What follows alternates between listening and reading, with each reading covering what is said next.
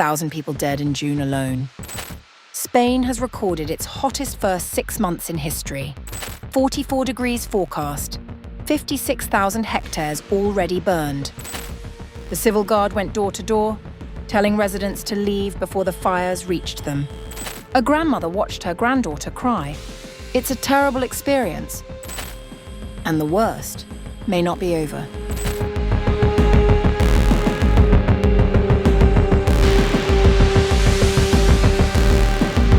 What began as another scorching summer has rapidly turned into one of the deadliest heat emergencies the country has ever recorded.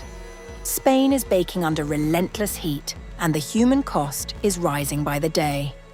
As temperatures soar beyond 40 degrees Celsius, hospitals are filling, wildfires are spreading across the countryside, and hundreds of lives have already been lost.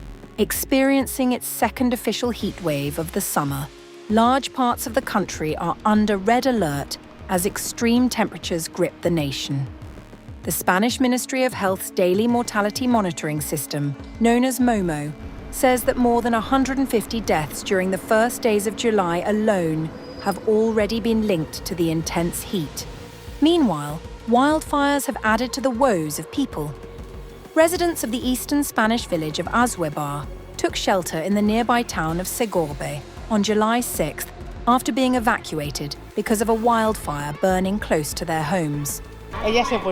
My granddaughter was crying. It was terrible. I almost cried because I had already lived it, being evacuated due to a wildfire, and it's a terrible experience, especially because there are elderly people who have a hard time leaving their homes. The civil guard came door to door with council members telling people to leave because we had to evacuate the town due to the threat of fire and smoke. According to MOMO, 1,029 heat-related deaths were recorded during the month of June, making it the highest monthly figure since the monitoring system was introduced in 2015. Spain's National Weather Agency, EMET, says the first 6 months of 2026 have been the hottest ever recorded in the country, with average temperatures standing 1.6 degrees Celsius above normal. The current heat wave is showing little sign of easing. Red alerts have been issued across parts of southern Valencia, where temperatures are forecast to reach 44 degrees Celsius.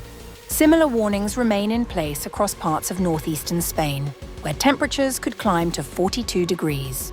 Large areas of the country are expected to remain above 40 degrees, while holiday destinations including Alicante and Barcelona continue to face dangerous conditions under widespread yellow and amber weather warnings.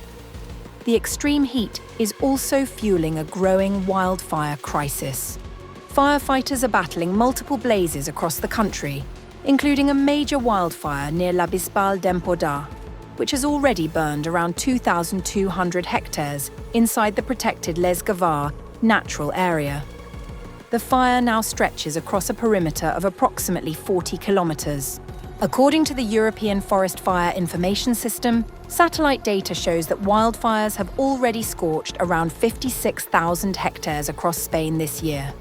With record-breaking temperatures, mounting fatalities, and expanding wildfires, Spain faces a crisis that is becoming increasingly difficult to contain. As the heat continues to intensify, emergency services remain under growing pressure, while authorities warn that the worst may not yet be over.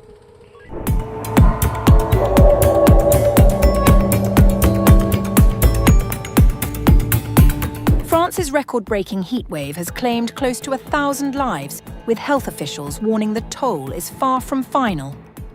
Public Health France said in a statement on June 28th that around 1,000 excess deaths had been recorded since June 24th, compared with the usual death rate for this time of year. The vast majority, 85%, involved people aged 65 or over. The worst-hit regions were those placed under red heat alerts, including Île-de-France, Nouvelle-Aquitaine, Brittany, Centre-Val de Loire, Normandy, and Pays de la Loire. More than 30 French departments spent much of the week under that red alert, and June 24th became the country's hottest day on record, with the average temperature over 24 hours reaching 30 degrees Celsius. In Paris, the strain on emergency services prompted authorities to ban public drinking over the weekend, while the city's Pride March, originally set for June 27th, was postponed. Both the Eiffel Tower and the Louvre began closing early to cope with the heat. It's really hot in my apartment. We live on the last floor, so we also want to study. We also want to continue our life normally, but it's almost impossible. Like, I knew by my neighbor that the town hall is open, so the first thing we did, we came to the town hall to study, to continue our work, because, like, at some point, even with the fan, it's not working in the house, so we had to find another place. And it's nice that we have this. As residents sought relief in parks and along canals, the dangers of unsupervised swimming turned fatal. A man drowned in the canal St. Martin on the night of June 26th, prompting a blunt warning from the city's mayor. French Health Minister Stéphanie Rist warned that the consequences of the heatwave could linger for up to 10 days after temperatures finally ease. Yes, there are some. Obviously, mortality is increasing, but it is not for me to communicate on that. It is for the health authorities to do so. We have more or less all the indicators that show we are in a difficult situation.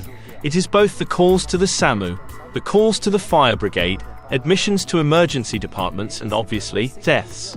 And so I repeat, emergency measures are necessary for our own protection and to stay hydrated, and above all, not to believe that one is invulnerable.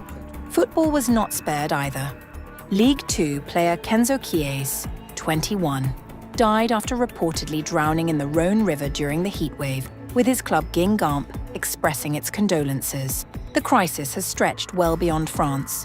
Scientists describe the heatwave, which began on June 20th, as the worst Europe has ever recorded, with human-caused climate change making this week's extreme nighttime temperatures around 100 times more likely than 2 decades ago. A widespread, intense, late June heatwave in Europe, as you all know, as you're all feeling, has shattered numerous temperature records. It's having major impacts on human health, on ecosystems, on agriculture, on labour productivity, and it's accompanied in some areas, in particular France, by worsening drought and the risk of wildfires, as well as localised storm. Germany, Poland and Italy were all forecast to near or top 40 degrees Celsius, while storms disrupted parts of France, cutting power to around 63,000 households by early June 28th. In Italy, rescuers searched for the husband of Cabinet Minister Eugenia Roccella, missing since June 27th after swimming in Lake Vico, north of Rome. High temperatures we're seeing during the day get much of the attention, but nighttime temperatures are exceptionally high too. When temperatures stay above 20 degrees Celsius overnight, as we've seen recently, and as Claire mentioned, residences can't shed the excess heat, and that exposes people to dangerous indoor conditions. In such conditions, the body can't recover from the heat of the day. With storms now moving through parts of the country, France and half of the European continent are bracing for the true scale of its heat wave to become clear only in the days ahead.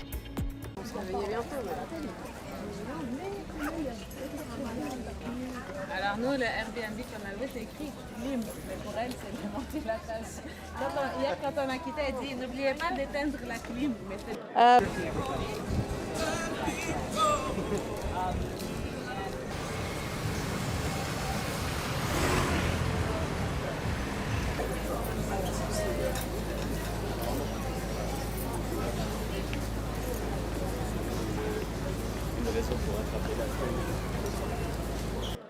On veut profiter de nos journées. On est à Paris pour quelques jours, donc même hier, malgré la chaleur, on a été se balader autour de Notre-Dame.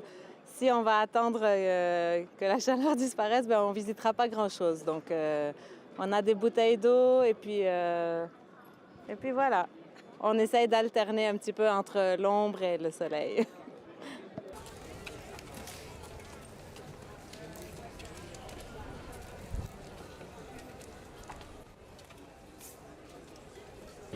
We decided to come here quite early in the morning because the weather in these days is quite hot, so it's not easy during the afternoon to visit in a safe way.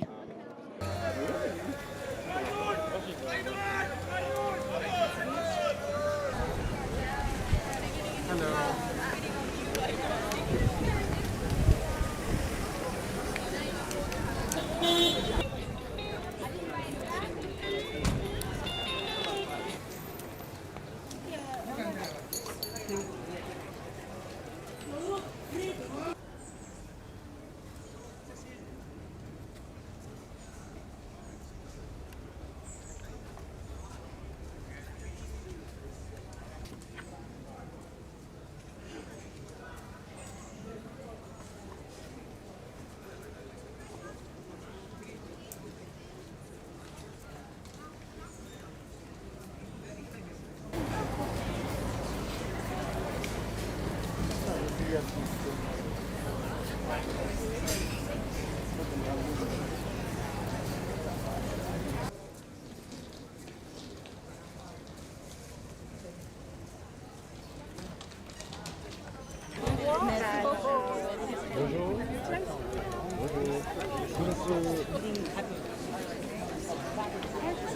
means self-cleaning. So it means that when it rains, the rain has a chemical reaction with the stone.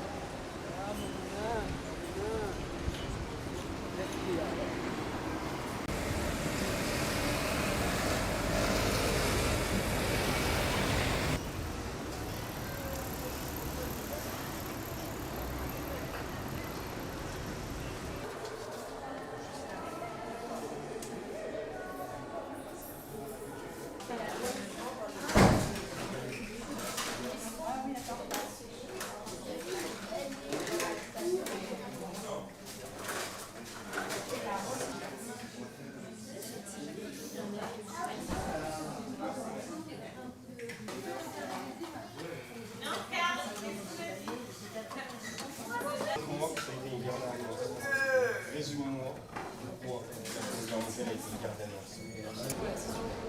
Puis t'as aussi des mariages qui se déroulent magnifiques. La vie continue. Il y a des mariages magnifiques.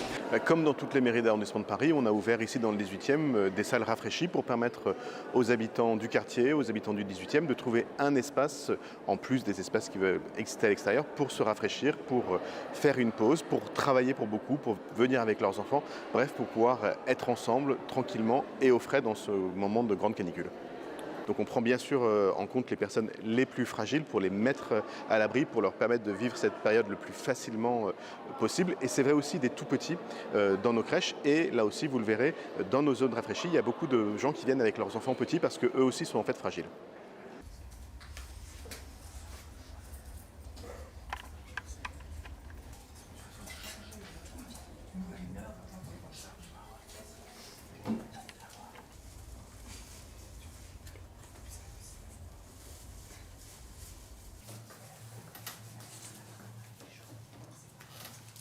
It's really hot at my apartment. We live in the last floor. So we also want to study, we also want to continue our life normally, but it's almost impossible. So I knew by my neighbor that the mairie is open. So it's the first thing we did. We came to the mairie to study, to continue our work.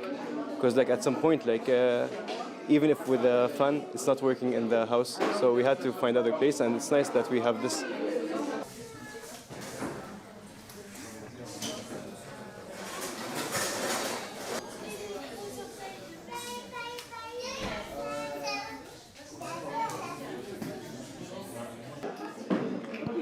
C'est difficile, hein, parce que chez moi, il y a 33.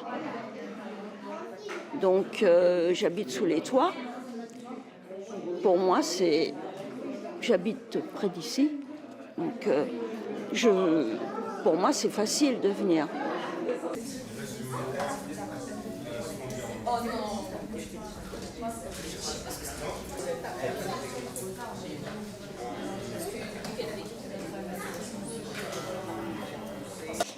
Et du coup, on est venu se rafraîchir parce qu'à la maison il fait trop chaud et dans les parcs il fait trop chaud.